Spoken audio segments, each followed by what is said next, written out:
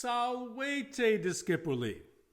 In this video, we will continue our reading of Caesar's Gallic Wars, and in the course of our study, we will review the grammatical concepts of the Ablative Absolute construction, the use of the subjunctive, and comparative adjectives and adverbs. Okay, so here's the last sentence we did in the previous lesson, just to remind you of where we're at. We have shifted gears now, talking about a people called the Helvetians, and we've learned that their leader, Orgetorix, was by far the most noble and richest. In the upcoming lesson, we are now going to learn what he intends to do with his people, and we're also going to be studying grammatically, as I said in the introduction, some important topics such as the ablative absolute, the subjunctive verb, and comparative adjectives and adverbs. Okay, so now, new material.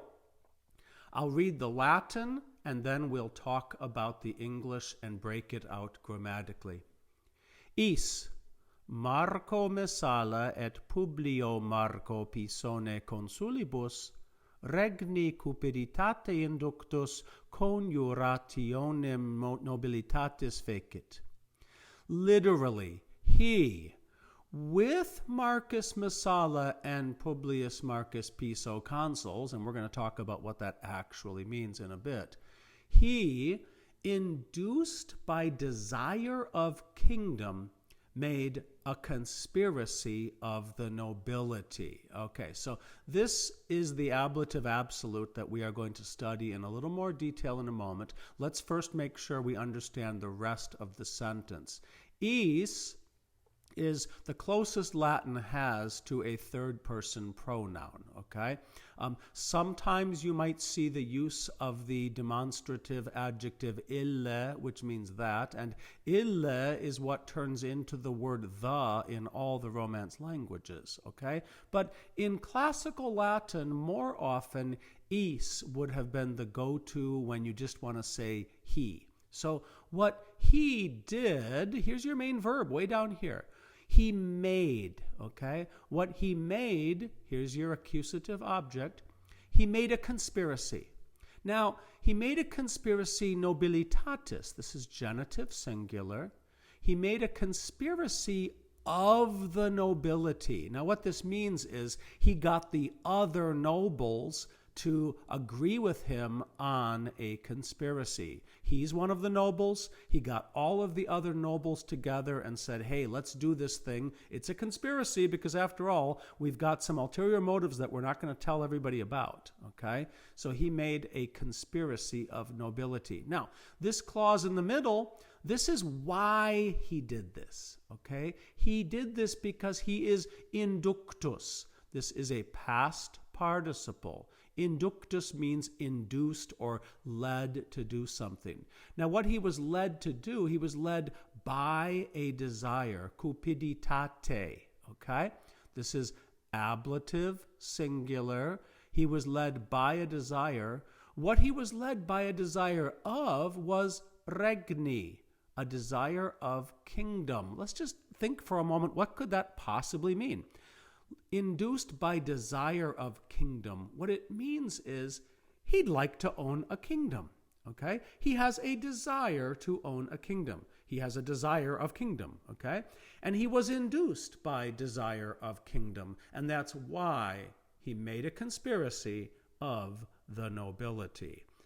Now, if you're thinking, wow, Caesar, could you possibly have said that in a little more clear fashion? Sure, he could have, but he is writing in what is considered to be the style of the day, okay? The style of the day was to be extremely terse, to not really say anything in an expansive fashion that would be unambiguous, okay? So Caesar was considered a good stylist in his day, and this tight prose that you see here, this really is considered good writing in his day.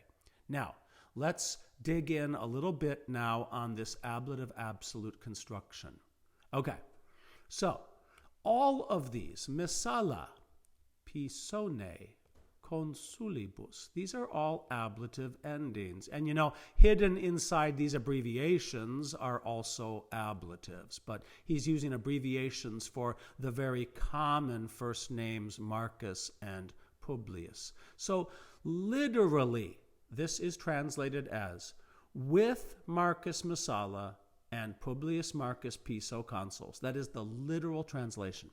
A string of ablatives is a construction called an ablative absolute. Now, what you do literally, ablative means with, but it's describing the attendant circumstances when something happened, okay? When did Orgetorix make this conspiracy of nobility? Well, he did it literally with those guys being consuls.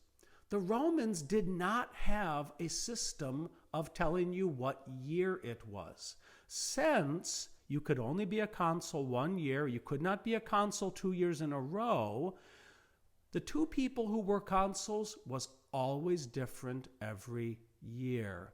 And so they conveniently used the fact that people kind of remembered, you know, who was consul in any given year. This would be similar to, for instance, if I were to tell you, like, when I graduated from high school, okay? I would tell you, oh, yeah, I graduated from high school in the 4th year of Reagan's first term, okay? And people would think back and they go, oh, okay, I know what year that was. This is basically how the Romans counted years, okay? Now, so let's dig in a little bit. Let's look at another example. Kibo wiso. These are ablatives. This is what we call an ablative absolute. Those words would be translated literally as with the food having been seen. Now, the main sentence is the other stuff. Caecilius wanted to eat. Okay, that's the main sentence. Caecilius consumere voluit. Caecilius wanted to eat.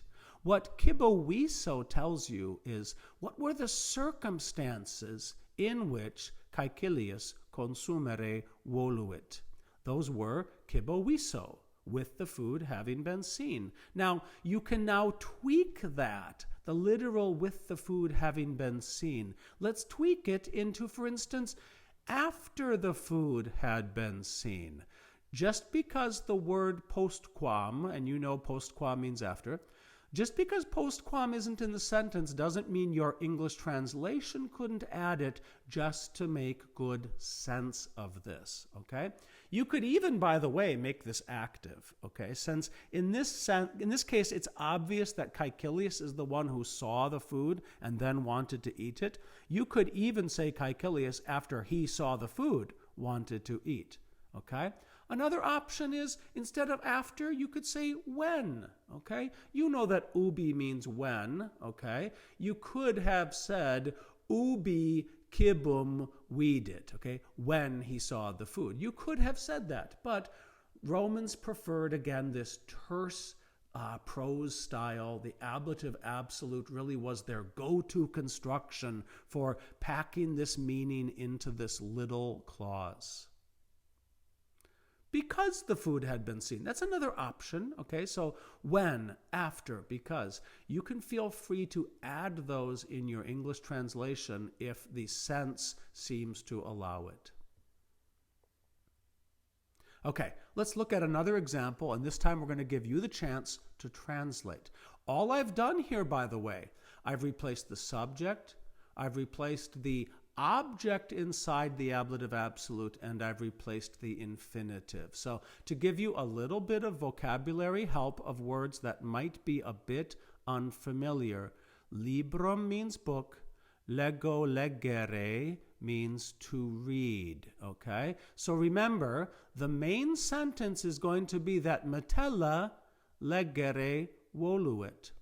The ablative absolute is going to tell you the circumstances in which metella leggere voluit. So think back on the previous example, okay? Kibowiso meant with the food having been seen, consumere voluit, wanted to eat, and think for a moment, what would be the literal translation here, and then what might be a tweak of a more natural English translation. Take a moment, Maybe even jot it down, pause the video here perhaps, write it down to commit yourself to something and then explore it further. The literal translation is Metella, with the book having been seen, wanted to read. Okay, so libro viso are the circumstances in which she wanted to read. What might be some tweaks? What might we change with the book having been seen to? Sure, we could change it to when the book had been seen. We could make it active, when she had seen the book. Okay, so an ablative absolute is a construction used very commonly by the Romans. It's an example of their terse prose style, and you have a lot of correct translations to choose from. Okay, we continue the sentence. I will read and translate for you, and then I will describe a few grammatical items of importance. Et civitati persuasit, ut de finibus suis cum omnibus copiis exirent. The whole translation is, and persuaded the citizenry that from their own borders, with all forces, they might go out. Now, in the order of the Latin, it kind of works. I mean, it's understandable English, but if I were to make a really good English translation of this, just because Latin puts the verb last does not mean your English translation should. It might be that a better place to put the verb would be right here. Okay, I might translate this, and persuaded the citizenry that they might go out from their borders with all their forces. Now, we could even tweak this further, and we're going to talk about this in a moment. That they might go out would be better translated, persuaded the citizenry to go out from their own borders with all forces. Okay? So before we now focus on two issues, one is the use of dative as an object, and the other is the use of subjunctive. Let's just make sure we understand this stuff. Okay? So de finibus suis, from their own borders. Okay, the preposition de means about, down from, or just from. And these are ablative endings, and we always have ablative after the preposition de. Okay, cum, preposition cum means with. Okay, it evolves in Spanish to con, in Romanian to cu. Okay, so this word with also takes ablative. The ibus ending, as you know, just like finibus, omnibus is ablative, and the is ending here, copiis, just like suis, okay?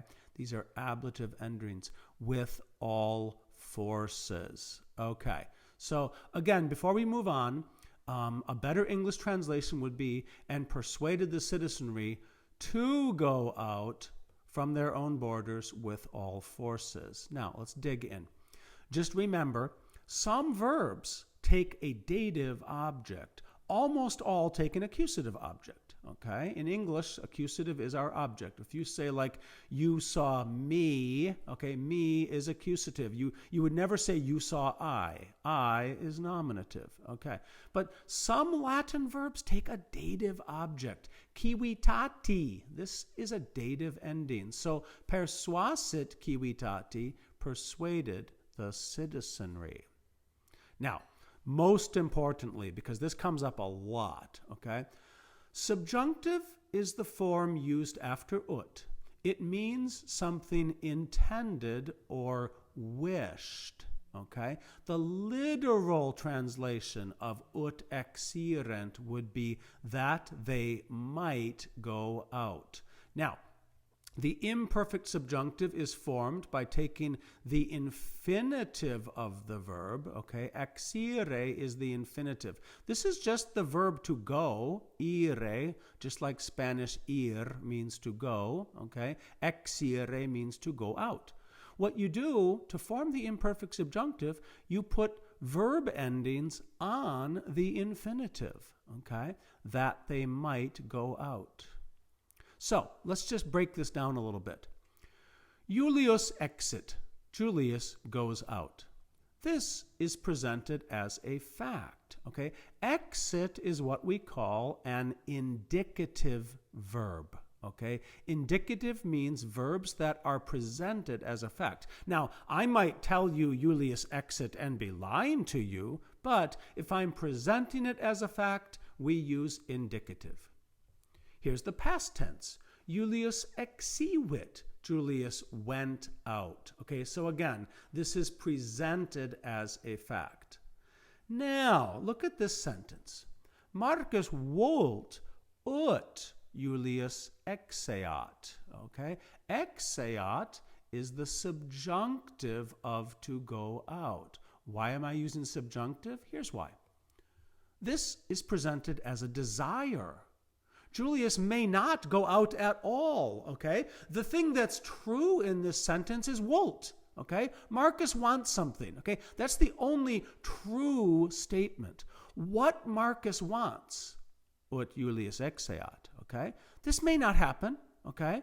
We might learn that later on, Julius didn't go out of the city at all, okay? Marcus is disappointed. He goes, oh, I wanted him to go out of the city. He didn't, okay?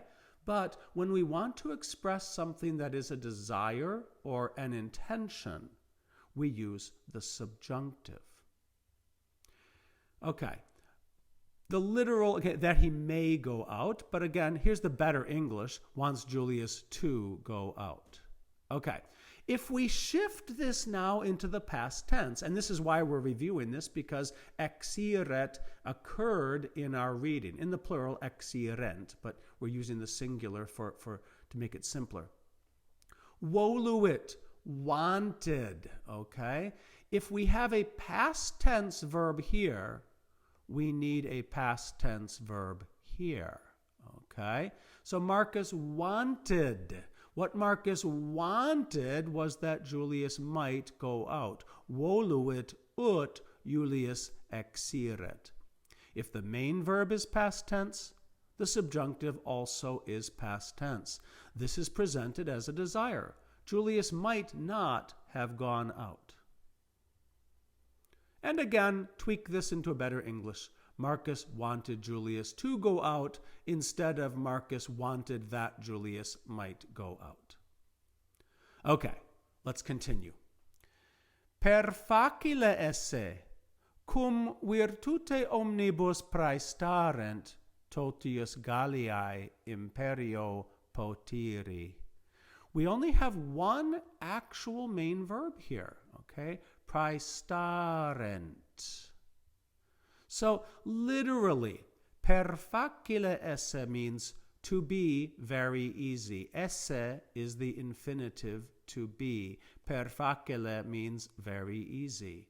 So just think for a moment, you're a Roman, you're reading this. Per facile esse, to be very easy, okay? Just like you were reading in English, okay? If you were to read a sentence that started to be very easy, you would know that something is going to happen to make sense grammatically of what I've read so far, okay? So, you continue reading. Cum virtute omnibus praestarent. When, or I'll tweak this as since they excel over all in valor, okay? And this is what Orgetorix is basically going to tell the Helvetians. Hey, you know what? We excel over everybody in valor, don't we? So shouldn't we be able to do whatever we want? To gain the rule of all Gaul.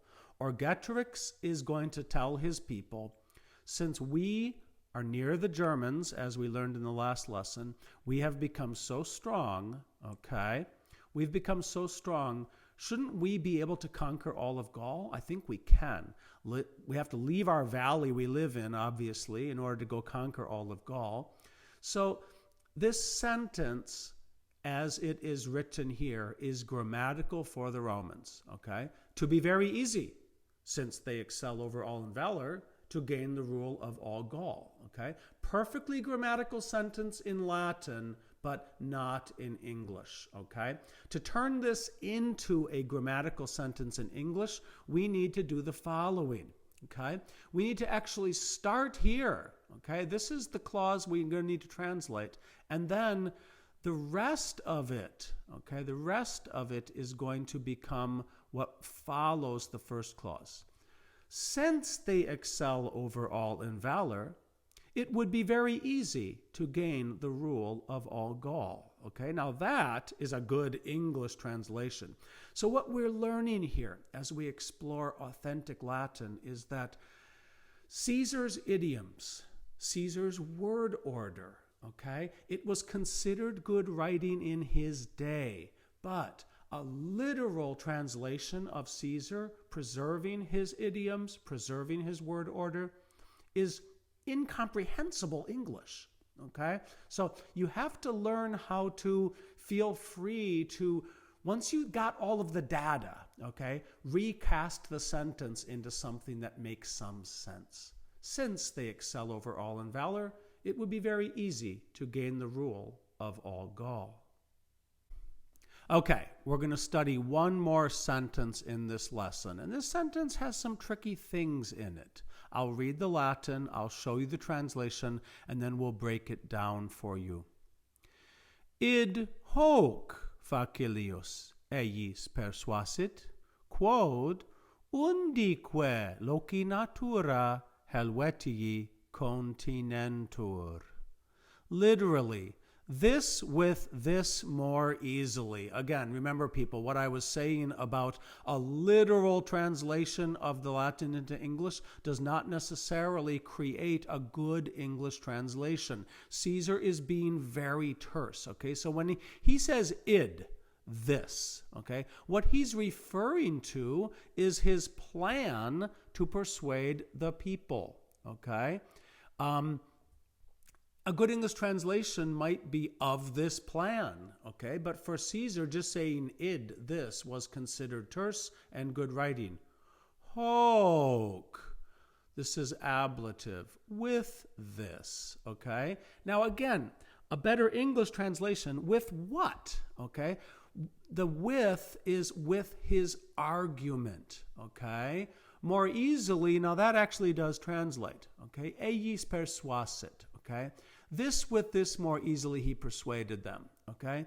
To make this better English, we actually do have to add back in what Caesar's talking about, okay? His readers don't expect him to, but in English we do, okay? So we might change this into, he persuaded them of this plan more easily with the following argument, okay? And here's the argument that is going to convince them that they should, in fact, go around with his plan of migrating from their current habitat and attempting to take over all of Gaul, okay? So again, he persuaded them of this plan more easily with the following argument, okay? Quod undique, because everywhere, by the nature of the place, the Helvetians are contained. Okay, what this means is they live in this area. It's like Helvetia, by the way, is really the modern name. That's what Switzerland calls itself still, okay? It's the Confederation of Helvetia.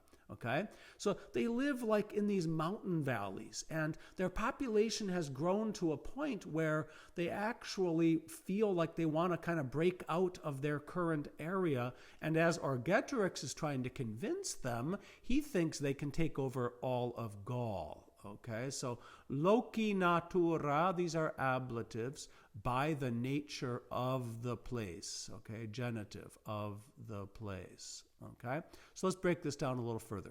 Again, id is talking about the conspiracy, the plan, okay? Hoc with this, meaning this fact and what follows, okay? Again, here's the plan, because everywhere by the nature of the place, the Helvetians are contained. Okay, so look at this passive verb, continentur, are contained. Remember now the difference between an active verb and a passive verb. Continent would mean they contain, and you're just going to add the passive ending, the UR here. Continent, they contain, becomes continentur, they are contained. And contained here again meaning like hemmed in on all sides by these mountains of the valleys they live in. The Helvetians are contained. Helvetii continentur. Okay?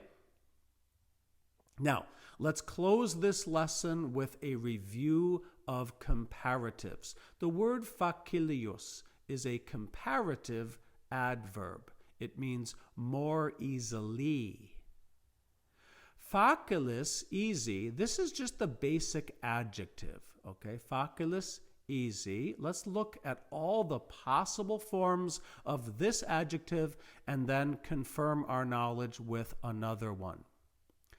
Facilior, easier. This is how we make the comparative adjective, okay? So you add the ending IOR to an adjective, just like English ER, by the way, and it becomes the comparative, facilior, easier. Facile is the adverb, easily. Okay, now Latin has different ways to form an adverb, but in this particular case, you form the adverb version of facilis by changing the ending to an E. Facile, easily. And then the IUS ending. This is the distinctive ending of the comparative adverb. Facilius, more easily. All right, let's confirm our knowledge by studying another one. Laetus means happy. This is an adjective. Based on what we've learned with facilis, easy, facilior, easier, laetus, happy, laetior means, go ahead and think it or say it, happier. Laete, now we've got the adverb, okay? Laete would mean happily, okay? Happily. And so again, just as facile meant easily and facilius meant more easily, how would you translate laetius? Think it or say it. More happily.